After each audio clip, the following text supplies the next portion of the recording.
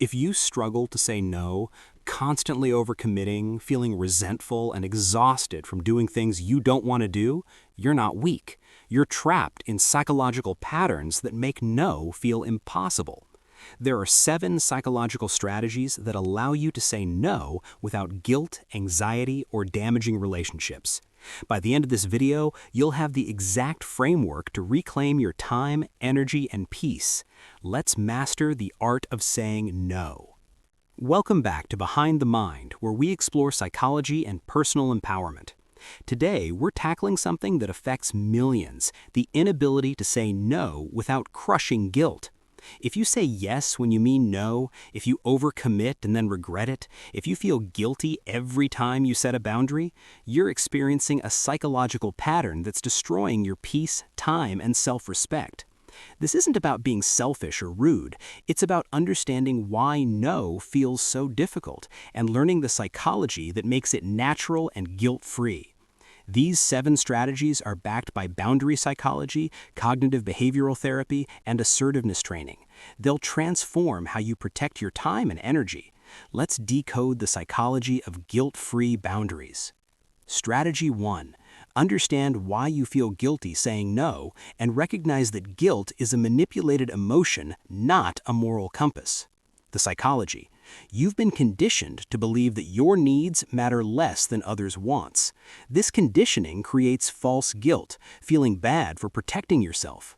Where this comes from: childhood conditioning. Don't be selfish. Think of others first. Good people sacrifice. Cultural messaging. Self-care is selfish. Boundaries are mean. Saying no is rude. People-pleasing patterns. Your worth tied to others' approval. Fear of conflict. Saying no might upset someone. The truth about guilt. Healthy guilt comes from violating your values. Toxic guilt comes from protecting yourself. You've been taught to feel guilty for having needs. The reframe. Saying no to them is saying yes to yourself. Every yes to something you don't want is a no to something you do want: your time, energy, peace, or actual priorities. Why this matters: until you recognize guilt as a manipulated emotion rather than moral truth, you'll keep sacrificing yourself unnecessarily. The psychological shift. You're not being selfish by having boundaries, you're being healthy. Selfishness is demanding others sacrifice for you. Boundaries are refusing to sacrifice yourself for others. What changes? When you understand guilt is conditioning, not truth, it loses its power. You can feel it and still say no. The deeper insight. People who pressure you to feel guilty for boundaries are the ones being selfish. They want your compliance without regard for your well-being. Bottom line, guilt is psychological conditioning, not moral truth. Understanding this is the first step to guilt-free boundaries. Strategy 2. Recognize you're not responsible for managing other people's emotions or protecting them from disappointment. The psychology. You've been taught that your no will hurt people and that you're responsible for preventing their negative feelings. This is a psychological trap. The truth about emotional responsibility. Each person is responsible for managing their own emotions. Their disappointment at your no is their responsibility to handle, not your responsibility to prevent. Why you feel responsible. You've been conditioned through emotional manipulation. If you loved me, you would. Guilt tripping. I guess I'll just do it myself then. Passive aggression. Silent treatment or disappointment displays. Direct pressure. You're letting me down. The reframe. If someone can't handle your reasonable no without emotional manipulation, that's information about them, not you. Healthy people respect boundaries. What this looks like: when you say no, they might be disappointed, that's okay. They might be frustrated, they'll manage. They might be upset, they'll survive. They might prefer you said yes, too bad. Your job versus their job. Your job: communicate your boundary clearly and kindly. Their job: manage their emotions about your boundary. Why this is critical? Taking responsibility for their emotions gives them power over you. They've learned emotional displays make you comply. The boundary? I understand you're disappointed, but I can't commit to this. You acknowledge their feeling without taking responsibility for fixing it. Bottom line, you're responsible for clear, kind communication, not for protecting them from disappointment. Strategy 3. Use the positive no framework, a psychological structure that makes no feel respectful, clear, and guilt-free. The framework: yes, no, yes. The first yes, acknowledge the relationship, request, or their needs. The no, state your boundary clearly. The second yes, offer alternative if appropriate or affirm relationship. Why this works? It softens the no psychologically while maintaining the boundary. People hear acknowledgement, not just rejection. Examples: request: can you help me move this weekend? Positive no: I appreciate you thinking of me, yes, but I can't commit my weekend to that. No: I hope the move goes smoothly, yes. Request: can you take on this extra project? Positive no: I value being a team player, yes, but I can't take on additional work right now without compromising my current projects, no. Let's discuss prioritization if this is urgent, yes. Request: can you lend me money? Positive no: I care about you and hate that you're struggling, yes, but I can't lend money as it's my personal policy, no. I'm happy to help you brainstorm other solutions, yes.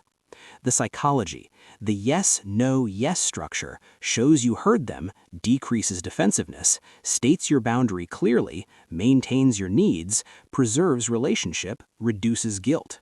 What to avoid? Don't over-explain or justify. The more you explain, the more you invite negotiation. The power? You can be kind and firm. Boundaries without kindness is harsh. Kindness without boundaries is self-abandonment. When they push, why not? It just doesn't work for me. Repeat as needed, don't elaborate. Bottom line, the positive no maintains boundaries. Strategy 4. Stop over-explaining and justifying your no.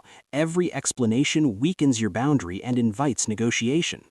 The psychology: when you over-explain, you're signaling that your no is negotiable. You're unconsciously saying, convince me otherwise and I'll change my mind.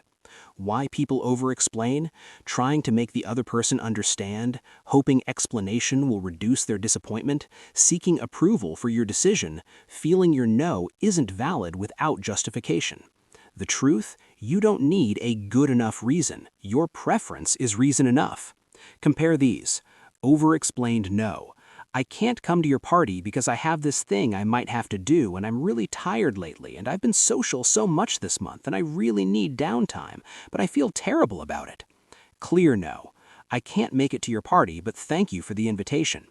The difference: the first invites challenge. Your thing isn't important. You can rest another time. What plans? What happens when you explain? They'll address every excuse. You're tired? Just come for an hour. You've been social? This will be small. You have plans? What plans? The psychological principle: JADE. Don't justify, argue, defend, or explain. These 4 actions undermine boundaries. Acceptable brief reasons: I have other commitments. That doesn't work for my schedule. I'm not available. That's not something I can do. The confidence signal: brief, clear no's signal confidence. Long explanations signal insecurity about your right to say no. When they push, why not? It just doesn't work for me. Repeat as needed, don't elaborate. Bottom line, brief, clear no's are stronger than long, justified ones. Your preference is enough. Strategy 5. Embrace that saying no will feel uncomfortable initially, but the discomfort is temporary while the benefits are permanent. The psychology: you avoid saying no to avoid short-term discomfort, but saying yes creates long-term resentment, exhaustion, and loss of self-respect. The discomfort equation: saying no, 30 seconds to 5 minutes of awkwardness. Saying yes when you mean no, hours, days, or weeks of resentment and regret. Why discomfort keeps you trapped? Your brain prioritizes avoiding immediate discomfort over long-term well-being. This is called present bias. The reframe: the discomfort of saying no is growth pain, like exercise, uncomfortable in the moment, strengthening over time. What the discomfort looks like: tension during the conversation, anxiety about their reaction, brief guilt afterward, worry they're upset. What happens after? Relief that you protected yourself. Respect for yourself increases. More energy and time, reduced resentment, they respect you more, usually. The surprising truth. People often respect you more after you say no. Boundaries signal self-respect, which others unconsciously recognize as valuable. The practice principle. Like any skill, saying no gets easier with repetition. The first no is hardest. The 10th no is natural. Managing the discomfort. Expect it and accept it. Breathe through it. Don't react emotionally. Remember your why, protecting your peace, time, and energy. The long-term result? Eventually, saying no feels neutral or even empowering. The guilt fades. The confidence grows. Bottom line, short-term discomfort of boundaries is worth long-term peace. Push through it. Strategy 6. Offer alternatives only when you genuinely want to, not as guilt-driven consolation prizes. The psychology. Many people say no, but immediately offer alternatives they don't actually want to do just to soften the rejection. This defeats the purpose of the boundary. The pattern. Request, can you help me move Saturday? Guilt-driven response, I can't do Saturday, but maybe I could help Friday evening or Sunday morning or... What's happening? You're still saying yes, just negotiating which version of yes is least inconvenient. The empowered approach. Only offer alternatives you genuinely want to do. Genuine alternative, if you actually want to help but Saturday doesn't work, I can't do Saturday, but I could help Sunday morning if that works.